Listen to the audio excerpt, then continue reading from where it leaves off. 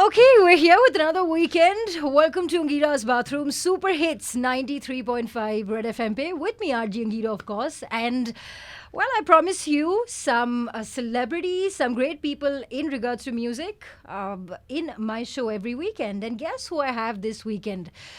Well, somebody from Bangalore, somebody who's very, very much from here, but he has a vast body of work. He's been all across the globe, and there is so much that you need to know about him. Well, introducing and welcoming Ricky Cage. Hi. Hi, thank you so much for having me on your show. Absolutely, and it's a lovely jacket that you're wearing. Is that a jacket, evening jacket? Yeah, I'm always in a jacket, so people who know me know that This is your style. This is who I am. I'm always in a jacket. I'm always trying to be as formal as possible. Okay, but we're gonna get a little informal. We're gonna chat, Sure. catch up. Are you ready for it? Definitely, please go ahead. All right, Ricky. We're going to talk about your body of work and all of that. But first up, you were born in the US. Correct. North Carolina. Yeah. And, then you landed here. But do you have a dual citizenship? Do you have a passport which is like from the US and Indian? Or is it like... No, actually, unfortunately, India does not allow a dual citizenship. Correct. So I've got an American passport and I've got an OCI in India. So that's like an overseas citizen of India. So Right. that gives you all the rights of being an Indian citizen. Ah, Yeah. okay. So I'm fully legal. Yeah.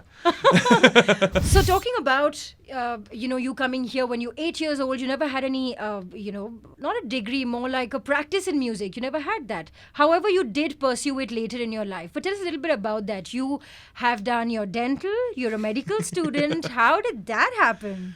So it's in our 12th grade that we have to make a decision as to what we want to do for the rest of our lives. And I had made a very strong decision that I'm going to be a musician forever. And I went to my father, who's a third generation doctor and an Indian parent, and I told him this.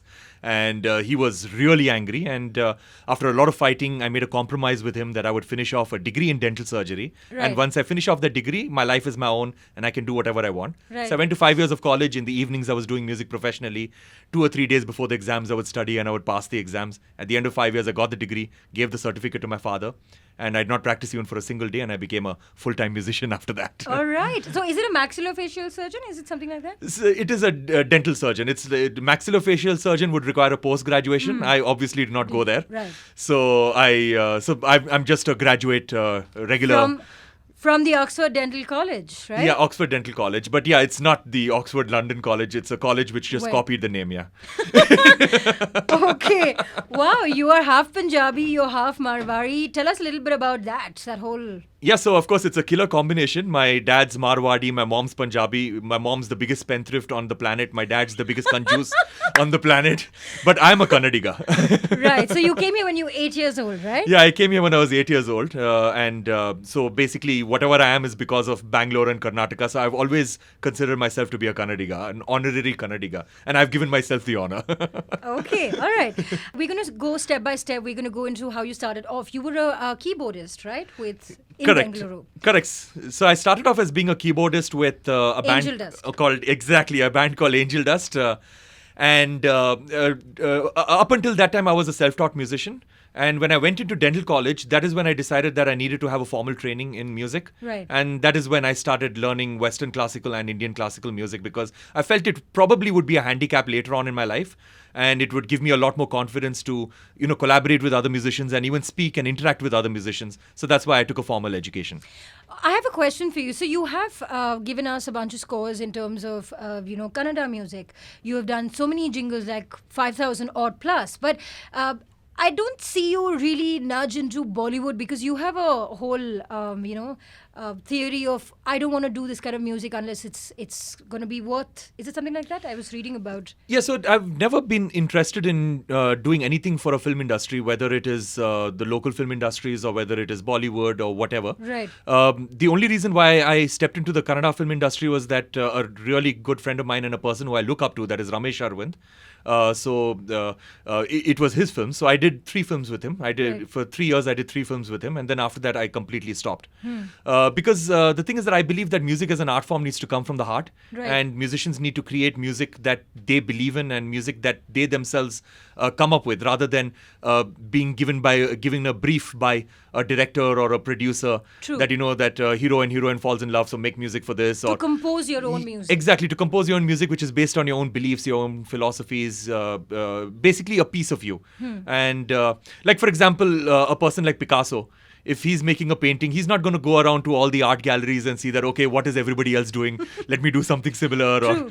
Or, so, and if you ever wanted to know what kind of a person Picasso was, you won't read a book about him. You'll just look at his paintings. Right. And you'll decide that, all right, he was this kind of a guy. He was like a crazy sort of a guy, True. So that's what I wanted music to be for me. So if you listen to any of my music from any year, you'll know exactly what kind of a person I was during that year. Right. Yeah. I am a huge fan of dal makhani and tandoori chicken. Like, I would just swear by it any day. But since you're half and half, what do Marwari people eat? Khaman dhokla? That's what they eat? No. Yeah, that's what they eat. dal bati, churma. So what would you choose? Would you choose a dal makhani, tandoori chicken, or dal bati churma? Anything vegetarian and Punjabi, definitely. You're a vegetarian Punjabi. Okay. We're going to go into, your journey with music. You have trained in Hindustani classical as well as Carnatic. I learned Hindustani music for 5 years. I know all about it. But I see that you have a mixed bag. Like, you wanted to work with Hans Zimmer and Pharrell Williams, and then you have this. That's a lot. Like, what is it that you have in mind? How do you plan your work? What is it that you see in terms of working with these artists? Tell us a little bit about that. So first of all, I trained in actually Hindustani and Western classical. Right. And when it comes to music itself, something that I feel very strongly about is basically the environment and sustainability. These are topics that I'm really passionate about, and I want to speak to the world about these particular topics. So all of my music for the past couple of years has been about this. True. And about collaborating with artists. I've got this particular secret that I have when it comes to collaborations, and I do a lot of collaborations actually, because I love doing collaborations, that I only collaborate with musicians who are better than me. So that is something that, because I always want my compositions to reach heights that I myself could never imagine. So the only way to do that is to always collaborate with musicians who are better than you. And so that's what I've done. So every single album of mine, if you look at the inlay card, if you look at the credits, every single musician has been specifically selected, or I've begged them to collaborate with me simply because I felt that they were better musicians and I could learn a lot from them. True. And that we can see from your body of work. You have Winds of Samsara, for which you won the Grammy 2015, if I'm correct. Yes, the 57th Annual Grammy Awards. Tell us how the experience was, because I know this also because I'm a part of this industry, that very few Indian composers or musicians have gone and reached the Grammy. So do you want to tell us why? So I believe that when it comes to the Grammys, India has not gotten that much of recognition simply because a lot of our music has not broken cultural barriers. Right. The people who have actually broken cultural barriers have been successful at the Grammys. Like, for example, Pandit Ravi Shankar. He's won 3 Grammys, and also he's won a Lifetime Achievement Award Grammy. So if you look at it, Bollywood, I'm a huge fan of Bollywood music, even though I don't make it. I listen to a lot of Bollywood music. I love it. And but the thing about Bollywood music is that I've seen a whole lot of Bollywood shows in America. And even though all of them are sold out shows, everybody in the audience are basically members of the Indian diaspora. Right. Whereas if you had gone to a Pandit Ravi Shankar concert while he was alive, and I've been to 3 of his concerts, the audience is extremely eclectic, and in fact, the number of Indian people in the audience is quite representative of the demographic in that particular area. So if there are 1% Indian population in that particular city, then it would reflect in his concerts, Correct. So people like him have actually broken cultural barriers, and that is why they've been successful on an international stage. And the Grammys, I do not look at it as being an American award. It's more like the Olympics, which is an award for all over the world, Yes. And so you have to reach out to audiences, and you have to reach out to demographics all over the world to actually be successful at that award. And for me, of course, it was an amazing experience. I remember it was December 2014 when the announcement was made that I was nominated. It was a lot of disbelief. And it's a 2-month waiting period to the time when they actually announce the winners, which is at the ceremony. I was not at all nervous because it hadn't even sunk in that So it's I'm not nominated. like the award shows in India where they tell you you're going to win and then you come there. No. So The first person who knows that you've actually won the award is a celebrity who opens the envelope. Okay. That's it. Because even the Grammys, they do not know who has won the award because it is an independent tabulation agency which actually takes care of that. Right. So it's in this case, it's Deloitte for the Grammys. So yeah, so I sat at the ceremony. When I sat at the ceremony, that's when the nervousness started kicking in, because you see all these celebrities you've admired all your life, and they're sitting down right next to you, and suddenly it becomes super real that there is an opportunity for me to actually win a Grammy award. And I'm here. And I'm here, exactly. And I was extremely nervous at that time when I sat down at the ceremony. Till then, there was no problem at all. But when they called out my name and I'd actually won the award, when I had to go up to collect the award and give the acceptance speech, the nervousness just immediately disappeared. So did you have an acceptance speech that you wrote on ki agar ho gaya to I'm going to say this? I did not have it till the night before the Grammys. Now, the night before the Grammys, they have something known as the Nominees Dinner, which is this amazing, amazing event where all the nominees come together and they give you this 7-course meal and you they had treat you like vegetarian kings. food. Vegetarian food, exactly. And so then what happened over there was that they actually tell you that you have to have an acceptance speech ready, because if you stammer on stage or you pause for even a second, they're going to cut you off. Because it's a television show and they cannot afford to lose their audience on television. And it's the Grammys. So they said that just be prepared. So then that's when I went back to the hotel room and I decided that, all right, this is what I'm going to say. And I actually wrote down the speech and I by-hearted it and all of that stuff. You know, a bunch of people out there who decide that they want to do something in life, they fight all odds. I think everybody has an acceptance speech in their mind, but very few people are actually able to say it out loud. But congratulations on that, and thank you for so much. taking one for the team. What did your dad have to say about that? Considering that you had to fight all odds to be here. So my dad, my dad and mom keep flip-flopping on my whole musical career.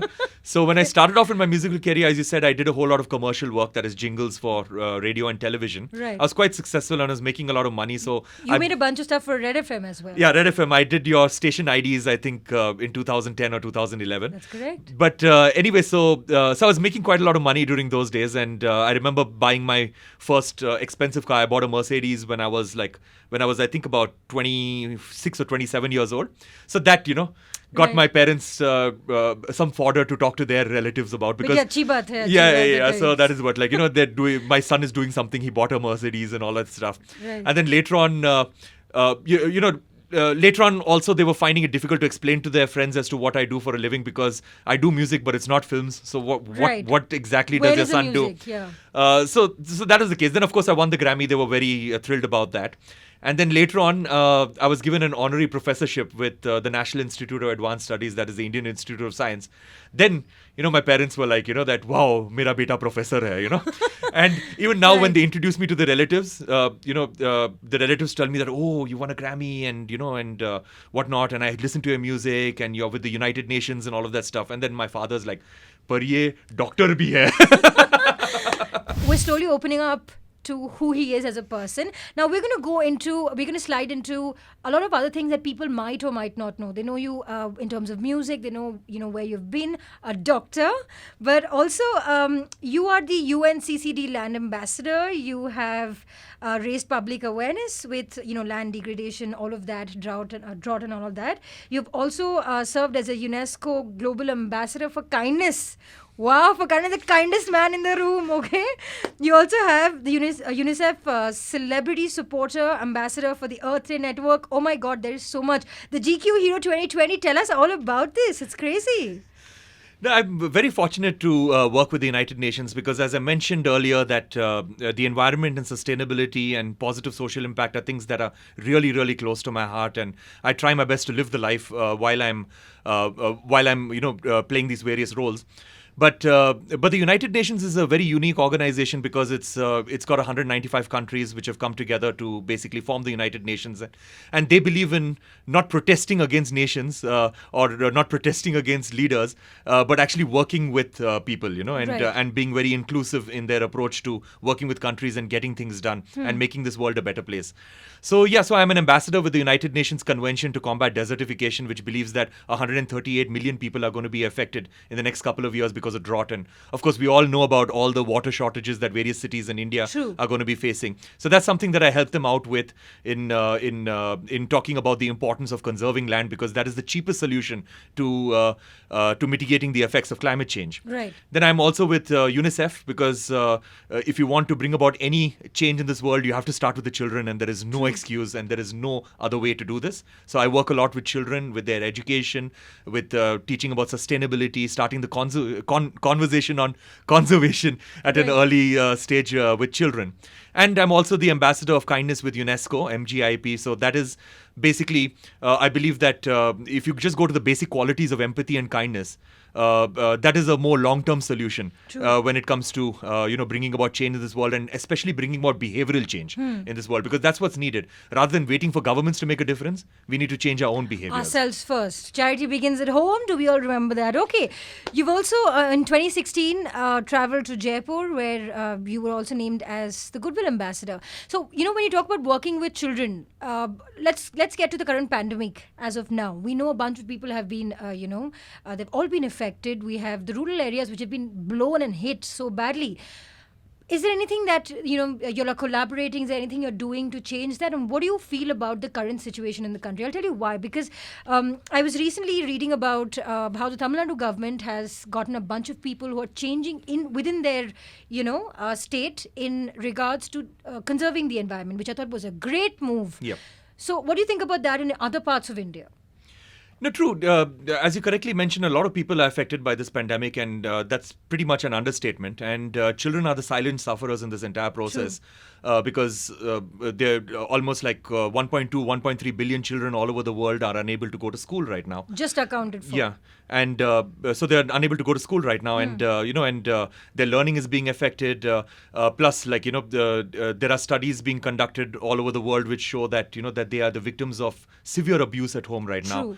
And I think a lot of work needs to be done with children to help them out, especially with their mental state right now. So what I've been doing is that I've been creating a lot of music for children, and I've been disseminating that for free. Putting them into public domain, trying to get schools all over the world to try to distribute them among children, and to try to bring some joy at the same time, bring some education through music. True. Talking about the pandemic, how has it been for you?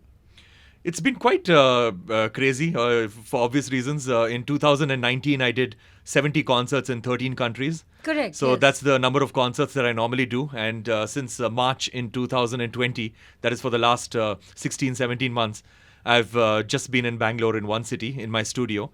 So it's been very tough on me and all my musicians, and financially, and because our entire world is turned topsy-turvy, and so it's all about figuring out what we are supposed to do to express ourselves as musicians, and how do we pivot to other ways to express ourselves. Well, and do you have a message for all my listeners right now, all the viewers and listeners who want to hear something from Ricky Cage in regards to, how to deal with the pandemic as of now? Because not only is your music reaching people, this interview is going to reach a bunch of people. So what do you have to say to them? I would say that my advice to artists especially would be to be perseverant. It's very important because right now your art is definitely suffering right now, and you are suffering as a process of that. So I would say it's important to be perseverant because being an artist, you will never stop expressing yourself. So you have to continue expressing yourself and find ways to express yourself. So if live concerts are not happening, then you have to figure out how to create more. Create music, at home or at a studio or whatever, and it goes with any art form. You just have to find ways to express yourself, and you have to find ways to do that, given the current scenario. You have met the Indian Prime Minister Narendra Modi ji. A few times. Yeah. Yes. Yeah. Tell us about that. So after I won the Grammy, I got a call from the Prime Minister's office that that the Prime Minister would like to meet you. I remember it was a Sunday, and they told me that, are you available tomorrow morning? That is Monday morning. So I said, yeah. I mean, I'm obviously honored that out to 1.3 billion people, I get to meet the leader of our nation. So I accepted the invitation, and I was told that it's going to be a 10-minute photo op. And when I met the Prime Minister, we ended up speaking about the environment and about my thoughts about it. And then he started speaking about his thoughts, and it ended up being an hour-long discussion. And the discussion ended with a thought that he was going to be delivering a keynote speech at the Climate Change Conference in Paris. Right. That is in 2015, the biggest conference of nations ever in the history of the world. True. And so he told me that why don't you, or rather, we both decided that why don't we make an album, which has got musicians from all over the world, and he will launch it over there. So how often does the Prime Minister want to collab? That's so awesome, right? So that was pretty cool. So I made the album, and then with 500 musicians from 40 countries, and he launched the album over there with the French president, and he made sure that every single world leader got a copy of the album. So that was a good moment, yeah. Wow, that is really awesome. All right, we're going to loosen up a little more because we're towards the end of the show. So I'm going to ask you a question that are on top of my head. Very simple one-word answers you can use too if you want. I see that you're very formally dressed, like you said in the start of the interview. But if you had to find Ricky Cage at home, what is it that that people can find you in? Exactly what I'm wearing without the jacket. Really? You wear formals at home also? I did. I wake up in the morning and I wear formals. So it was basically a defense mechanism because I started off my career very early when I was about 17 or 18. And I had to meet all these brands like Airtel and Vodafone and all of that stuff to do their jingles. Suit up. So I cannot. So I had to hide my age from them. So I had to. So at a very early age, I was always very formally dressed. So that became a habit. What can we sell you at? Like, what food do you like?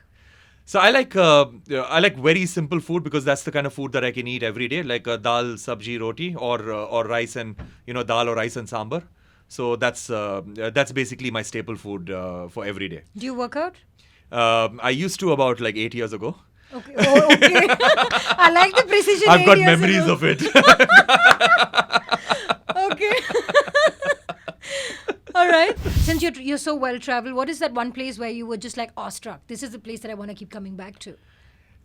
At the expense of sounding very, very boring, it would be Bangalore actually, because I'm not much of a traveling person. So I travel, of course, a lot, but that's only on concerts, and it's usually 2 or 3 days. So the entire 2 or 3 days goes off in rehearsals and the concert itself. And in fact, I've been to pretty much every major city in the world, but I've not seen any of the monuments. Really? In fact, I've not even seen the Taj Mahal. And I'm in America, pre-pandemic, I'm in America at least about 8 or 9 times a year for concerts, and I've not seen the Grand Canyon, I've not seen the Statue of Liberty, even though I'm literally in New York so often. So I'm just not interested in all of that, yeah. Wow, so many opportunities. Okay. If you were stuck, in a deserted island, what are the 2 things that Ricky Cage would take with him? Khana pani is there. Yeah. But what else would you take with you? I think I would take my laptop with me. Okay. I'd take my laptop. That would be one thing, and the second thing is that I would probably take my dog with me. Yeah. Okay. Right. I'm not sure how you're going to charge the laptop once it gets out of the thing. Pani mein, you're just going to charge it. But anyway, I love saying this. Anyway, here's another thing that I wanted to also check with you, which is your 3 large-scale virtual concerts that you did in 2020. Tell us a little bit about that. Now, of course, it's a huge challenge to do a virtual concert, but these were for a purpose. The first concert I did, the first major concert I did when the lockdown happened was for the WHO to get emergency funds for their, for their activities all over the world. And the second one that I did was for UNICEF to get funds for, for children's rights during the pandemic. And the third one was for World Environment Day, which was for the Times of India. Mm-hmm. So I did that. That was also a concert where we brought together a whole lot of musicians from across the world. What is the experience like? So so all 3 concerts were pre-recorded. So it was almost like producing a television show. Right. So that's what it was. But I mean that I'm not too fond of doing virtual concerts. That's why I've not done a virtual concert since November last year. Because as your other guests must have told you, that instead of looking into the face of an audience, you're looking into the lens of a camera. True. And you're not feeding off the energy. You have absolutely no idea what's going on. True. Also, engagement levels have come down because even if you have like 10 million viewers, the average engagement is just about 6 or 7 minutes per viewer. So, so you don't know how to even format your concerts, whether to put the best songs at the beginning or the end. So there's no way to figure out how to do a virtual concert. So I just stopped doing them. Okay, and that takes me on to something that you did earlier this week. Do you want to tell our audience and our listeners what it's all about? You released something early this week. We're really excited. Tell us. So it's my new album. It's called Divine Tides, and I had one of the greatest honors ever to collaborate on this album with Stuart Copeland, who is said to be one of the greatest drummers in the history of music, and everybody know him as being the founder drummer of The Police and a great Hollywood movie score composer. So so the song that I released a few days back was Himalaya. We shot that song in Leh, Ladakh, at an elevation of 12,000 feet. So it literally took our breath away, filming that particular music video. And so it's an album which I'm really proud of, and it's an album that I've poured my heart and soul into, and and I believe that it's a culmination of my musicality for the last 25 years. So I'm just hoping that everybody listens to that album. That's already released, you guys. You should probably catch it up. And do you have a message for the rest of our listeners? I would say that the usual: stay safe, take care of yourself, and Also, I'll constantly remind yourself that this is a phase, and and you need to stay healthy to pass it over. And please, listen to my music. Yes, and this phase better pass fast. I think we're all done, and so is the show. But thank you so much, Ricky, for joining me. It's an absolute pleasure. What can I say? Thank you so much for having me on your show. Of course. For the rest of you guys, follow me on Instagram. I'm RJ Angeera, and of course, Ricky Cage right here. That's pretty much what we had for this weekend, but I'll be back again next weekend with another guest in Angeera's bathroom. Until then, you guys, like, share, comment on this video, of course, and tell us how you liked it. And of course, don't forget to tag Ricky Cage while you're at it. Super Hits 93.5 Red FM. Bajate raho. Red FM 93.5